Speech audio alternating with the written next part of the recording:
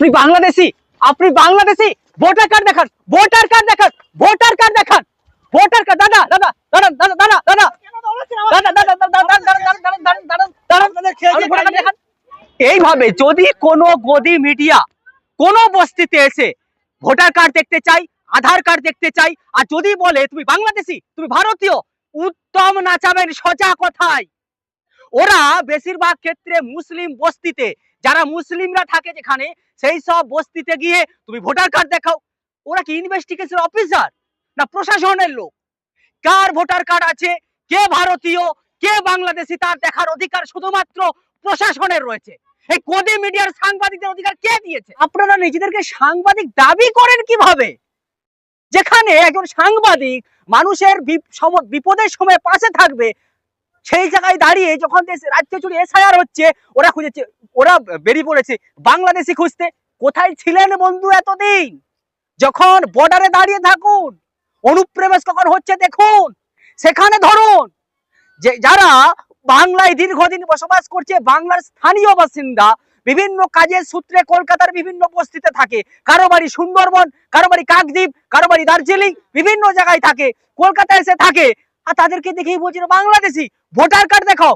তোর বাপের voter card নিয়ে আয়, তোর দাদুর ভোটার কার্ড নিয়ে আয়, এই কথা বলবেন। যদি তোদের বাপের দাদুর ভোটার কার্ড নিয়ে আয়, তারপর আমার ভোটার কার্ড দেখাবো। ভিডিওটি বেশি বেশি করে শেয়ার করুন, সাধারণ মানুষের কাছে পৌঁছে দিন। গদি মিডিয়ার দাওয়া একটাই, দেখলেই উত্তম নাচিয়ে দিন। রাজ্য সরকারের বিষয়ে কেন এই যে যারা মুসলিম এলাকাতে গিয়ে এইভাবে তাদের জমির দলিল চায়, ভোটার কার্ড চায়, আধার কার্ড চায়, তারা চেক করছে, তাহলে রাজ্য সরকারের বা কেন্দ্রীয় সরকারের পুলিশ প্রশাসন তারা কোথায়? তারা কেন এইগুলোকে দিচ্ছে না? কোনোভাবেই গদি মিডিয়ার কোনো এখতিয়ার থাকে না, বা মিডিয়ার কোনো এখতিয়ার থাকে না, বা ইউটিউব চ্যানেলদের কোনো এখতিয়ার থাকে না একজন মানুষের আধার কার্ড ভোটার কার্ড চেক করবে। তারা যদি মনে করে ওই লোকটা বাংলাদেশি পেয়েছি, বাংলাদেশি বুঝেছি, তারা পুলিশকে খবর দেখ, গোয়েন্দাদের খবর দেখ, স্বরাষ্ট্র দপ্তরের খবর দেখ, অমিত শাহকে খবর দেখ। কেন অমিত শাহ মোদীকে খবর দেখ? এই ইউটিউব চ্যানেল বা টিভি মিডিয়া যারা এইগুলো করে, তারা অমিত শাহ আর হচ্ছে মোদীর ভক্ত, মোদীর চেলা, তারা এগুলো করে। একটা মানুষকে, আমি মানুষকে বলবো, কোনো এখন যতদিন এসআইআর হবে, এমন শুধু এসআইআর নয়, ভোট পর্যন্ত এরা করবে। এরা এখন শুরু করেছে, এরা ভোট পর্যন্ত করবে। মুসলিম এলাকায় যে মুসলমানদের বাংলাদেশি বলে খাজানার চেষ্টা করবে, বাংলাদেশি বলে, মানে মুসলিম এলাকাগুলোকে এতদিন ধরে যখন অনুপ্রবেশ হচ্ছে, তখন তারা বাংলাদেশি খুঁজে পায় না। কোন মুসলিম মানে কোন হিন্দু পাড়ায়, আমি যদিও বলছি কোথাও যার অধিকার নেই, কিন্তু দেখে দেখে মুসলিম পাড়ায় গিয়ে নাগরিকত্ব, কে নাগরিক, কে ভারতীয়, একেবারে রাজ্য প্রশাসন তো সেভাবে ব্যবস্থা নিচ্ছে না। সাফির রাবি, প্রশাসনের অবশ্যই ব্যবস্থা নেওয়া দরকার। যদি এই যারা ধরুন আমাকে যদি বলে আমি বাংলাদেশি, শুধু আমাকে নয়, মুসলমানদের অধিকাংশ মুসলমানদেরকে এই গদি মিডিয়া বিজেপির নেতারা বাংলাদেশি বলছে। সেটা সুকান্ত মজুমদারের কথাই, শুভেন্দুর কথাই, এবং তার আইটি সেলের চালারা যারা 2 টাকা 4 টাকা দিয়ে টুইট করে বা ফেসবুক করে তারা পায়, তারা মুসলমানদের উদ্দেশ্য করে বলছে।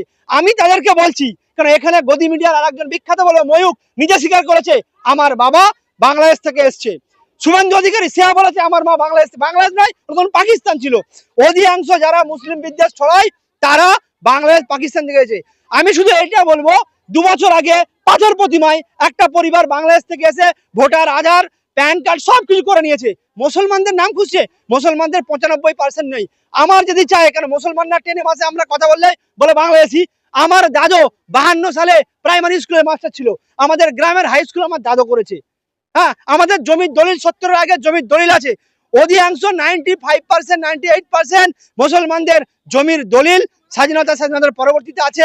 তারা এদেশের বাসিন্দা, এবং সবাই জানে জামালকে যেটা বর্ডার টপকে ফেলে দিয়েছিল বসিরহাট দিয়ে, তাদের 1942 সালের জমির দলিল আছে। তো এই গদি মিডিয়ারা ইচ্ছা করে, মানে বিজেপির হাওয়া তো শেষ হয়ে গেছে। বিজেপি জানে, প্রথমে বলেছিল 1.5 কোটি মুসলমান এই বাংলাদেশিরা আছে এখানে মুসলমানদের উদ্দেশ্য করে, রোহিঙ্গা সেটা কখনোই নয়। বিহারের যেখানে মাত্র 381 জন, তার মধ্যে মাত্র 80 জনকে পেয়েছে বাংলাদেশি হিসাবে মুসলিম, বাদ বাকি সব নেপালি, এসব হিন্দুরা আছে। সেই রকম পশ্চিমবঙ্গে যে এসআইআর শুরু হয়েছে, শুভেন্দু বলতে শুরু করেছে 50% চলে গেছে, সম্পূর্ণ মিথ্যা কথা। তাহলে বর্ডারে কারা আছে? যেই বর্ডারে বিজেপির লোকেরা আছে, বিএসএফ আছে, তারা কেন ধরছে না? এবং আবার নতুন করে বলছে, কেন এই বিজেপির নেতারা মার খাবে বলে বলতে শুরু করেছে হিন্দুদের নাম কাটা দিবে তৃণমূল, হিন্দুদের নাম কেটে দেওয়ার জন্য ওই পশ্চিমবাংলায় এসআর করছে তৃণমূল লোকেরা, শুভেন্দু সুকান্ত মজুমদার দুইজনে অভিযোগ করেছে। তো এরা কি করবে, এই যেসব নিউজ চ্যানেলগুলো আছে সেখানে নিউজ হান্ট আছে, বাংলা হান্ট আছে, তারপরে বিভিন্ন যে আছে আর বাংলা আছে, রাষ্ট্রীয় চ্যানেল আছে এবং রোজিনা শফিকুল আরো বিভিন্ন সব আছে। এদের একটাই কাজ বিজেপির এজেন্ডাকে বাস্তবায়ন করা, বিজেপির একটাই কাজ মুসলিম বিদ্বেষ করা আর ক্ষমতা দখল করা।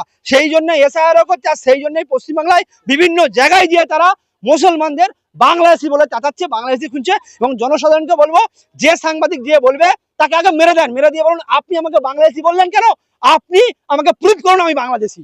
বা সাধারণ মানুষকে বাংলাদেশি বলছে, তাকে মেরে দেন আগে, মেরে দিয়ে বলুন আপনি আমাকে প্রুফ করেন আমাকে আপনি বাংলাদেশি বললেন কেন, আপনি কি হিসাবে বাংলাদেশি বললেন আমাকে।